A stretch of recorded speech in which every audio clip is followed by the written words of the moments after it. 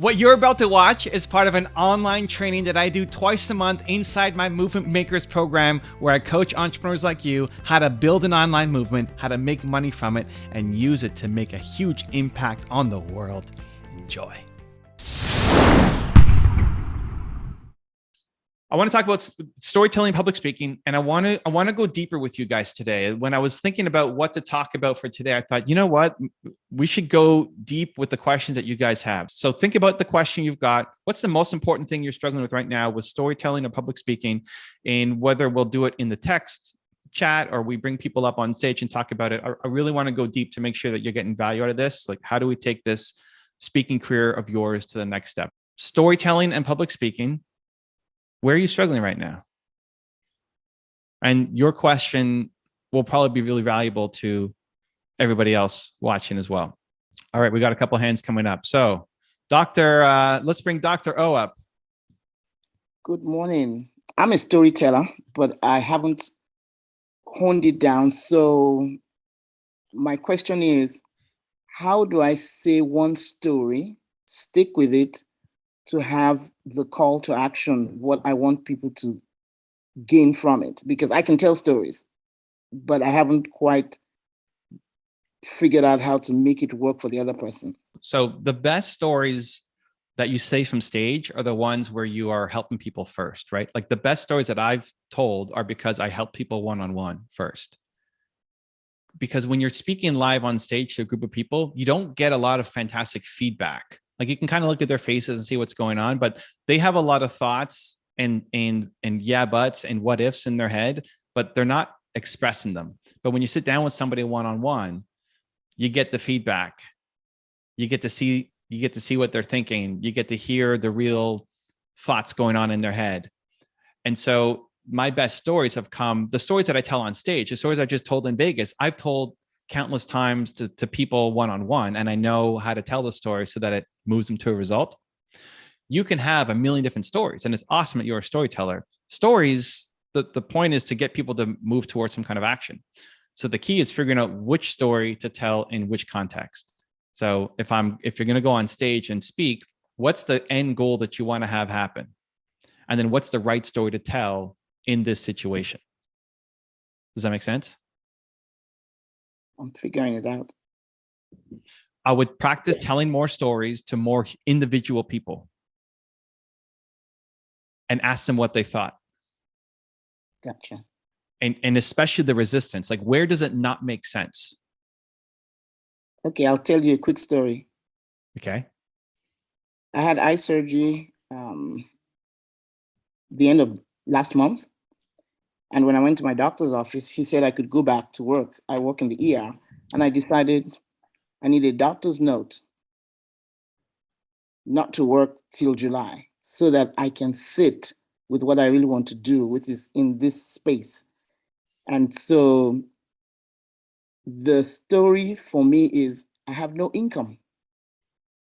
So I have to figure if I really want to be in this space or not, because just the way to help people is to be able to be consistent and to have a way to pay my bills. Otherwise, I'm not going to be in this space. I'll go back because every time I'm in the ER, I can't fit into this space. It's a different zone. So the story for me is to tell people that are 60-year-olds in healthcare that they need to live their best life. Even though they've lived a better life in something they know, it's okay to pivot. Because if you don't, what are you going to do at the end of life? And so, I mean, that's why I did it. That's the story I told myself. And so I'm just trying to figure how to take life situations and make it stories to help people make decisions. And I made that decision to say, I've burned that bridge. Is it a permanent bridge? I think it is, but I have to make it work. That's why I came on the call. No, I love it. And your journey becomes the story. So a couple of things in there, right? Like you haven't done the thing yet, right? You haven't built the successful career outside of healthcare yet. No. So we can't say, here's what I've done. Look at what I've done. But The story is that you have the courage to try and the willingness to try. And you're going to make mistakes and you're going to have self-doubt and you're going to not be sure if it's working out or not. And the willingness to try is the inspiration. So if we're telling a story, if my main call to action was, I want people to be willing to try, like if that's the message, be willing to try. Be willing to try. Right? You could have tons of stories, but my takeaway from this one is, hey, be willing to try. So when people are around you or they hear your speech or they watch your video, I need to feel like I should go off. I've got an idea. I need to be willing to try. Dr. O is going to go off and do it. And I need to be willing to try as well. So the message is be willing to try. Then you can tell a story around it. Gotcha. Let me tell you guys, I'm here I'm trying to do it too. Like I haven't started living my life yet. I'm trying. I don't know all the steps. I'm trying to figure it out. I know that I don't want to see any ER anymore because it makes me feel X, like whatever it actually makes you feel. And I know I want to be in a different spot. And I'm tired of people telling me that I'm too old. And I'm tired of telling myself that I'm too old and that I can't change. And then whatever like the actual thoughts are in your head that when you wake up, because you don't wake up every day and like, I'm going to go crush this goal. So like, what are the actual thoughts in your head? Because that's what brings us in and makes it personal. Okay. And then you share, and I still get up every day because I'm willing to try and I want to make this happen. So that when I walk away, I've been inspired by the story, but my takeaway is be willing to try. Gotcha. Thank you very much. Now, when you're talking to somebody one-on-one, then you can ask for feedback. It's like, okay, so what are you going to do now? And you see what are they actually off, ready to try something, or are they still dealing with their own doubts and insecurities? Because when you're speaking on stage, again, you're speaking to a group of people. You don't get that feedback. But if you can structure, you have so many stories to tell. Cool. They don't all have to fit into one video or one speech. One main message per video, per speech that when I walk away with, if you think like the event I just came back from in Vegas, it's like, it was 3 days, 4 days. I don't remember. So many speakers, everybody gets up. There's another speech. And it's like it's speech overload. Like you guys have all been to events and it's just crazy speech overload. So to hope that somebody remembers everything that you're going to say is impossible. So it's like, what's the one thing that I'm going to get from your message that I can take away that you are the most valuable person for me from that event? And it starts with you having that intention as opposed to just standing up and saying, I got a bunch of stories to tell. Gotcha.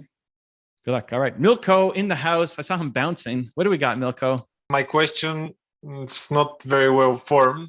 But for me, because from what I know, good storytelling, you need to show emotion. And it's kind of like last time we kind of covered this and you showed us how you actually took you 700 videos or what was the number, something like that, to find your self and be yourself on camera. So for me, because I'm not used to sharing my emotions in any way, so I'm usually quite intense when I coach people, but I don't share my emotions. And I know that, for example, for storytelling, when you show your emotions, when you share them, it's much better and people can relate to you more. So I'm trying to find this voice, but I can't really make the difference because sometimes I feel like I'm really putting it there and I'm kind of showing my emotions and stuff like that.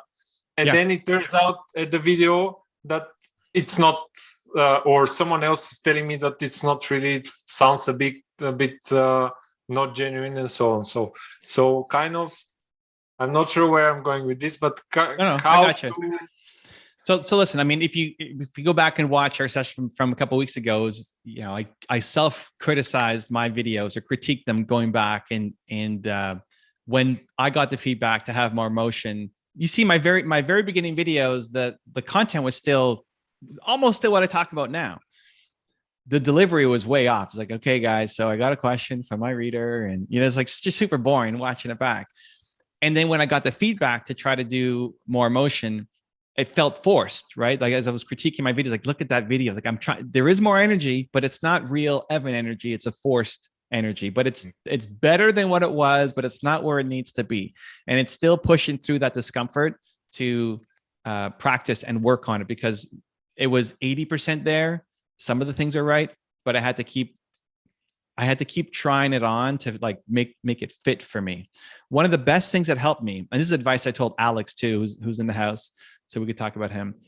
When Alex first started doing stories at TDS, Trinidad and Salsa, he was doing stories at the front of the class, was doing stories on videos. It all sucked. I mean, like what we all suck at the beginning, right? And Alex can add to the chat if he wants, kind of sharing stuff. But it was really bad, and the points were still good, but the delivery was just really, really bad. And so the exercise I gave him was, whenever you feel the emotion, film. So whenever you feel like that breakthrough video for me, I forget what number it was, like 670 something, was because I came back from that event. I was trying to help entrepreneur. I was so frustrated. And so I just filmed. I had no idea what I was going to say, and I just filmed. And the energy was on point. The content wasn't as good, but the energy was so much better. And it's the energy that's actually going to carry the day. And so whenever you feel the emotion, if you just come out of Movement Makers and you feel grateful, or you just come out of a coaching call and you feel frustrated, or whatever's happened, like you feel emotions throughout your day. They just may not be there when you're about to press record on the camera. So the trick is, have your phone with you, which we probably all do. And when you feel that emotion, you film. And it does two things. One, it gets you the practice of speaking from your heart, because we're speaking from our head with most of our videos. So it gets you the practice of speaking with your heart and letting that express, because you feel what it feels like, but you haven't practiced vocalizing what it feels like. And so it gets you that practice. The second thing is, when you go to try to tell that story again, if you're going to then tell that story on stage, you're going to tell that story in a future video, you can go back and watch how you delivered it when you were actually in that state. And then you can think back to, yeah, that's how I felt. Because it's hard to manufacture that sometimes when you're just sitting at home on your ball, kind of bouncing around, figuring out, talking about food choices, right? So that's the best activity that I would recommend. It's like, try to catch it during the week and then film, even if you don't post it. Just try to catch an emotion, any a positive or negative emotion, and film it. And don't stress if it sucks, and don't stress if it's not well thought out, or you don't really know what you're saying as you go. But just practice that, because the more you practice that, the better you'll get at it. And again, you can go watch it back and say, yeah, that's what it feels like to have that thought again. So you could get out of your head and into your heart. Thank you. It's Cool. Very helpful. Yeah, I remember one time when I was really grinding on Alex to do this, we're at a dance event. So we hosted these dance parties once a week or so. And he was, I forget, he had some kind of emotion, right? He was upset or he was happy. I don't remember what it was. Like, dude, go film. Like, now? Yeah, go film now. And then he filmed. It's like, that's what you need to train yourself to do. You're feeling emotional, film, even if it's just for yourself, to get the repetition down. If you want to watch the full version of this video, as well as train live with me twice a month to help you build your movement and be around some other amazing people just like you, check out my Movement Makers program. The link to join is right there next to me. Can't wait to see you there. Continue to believe and go join.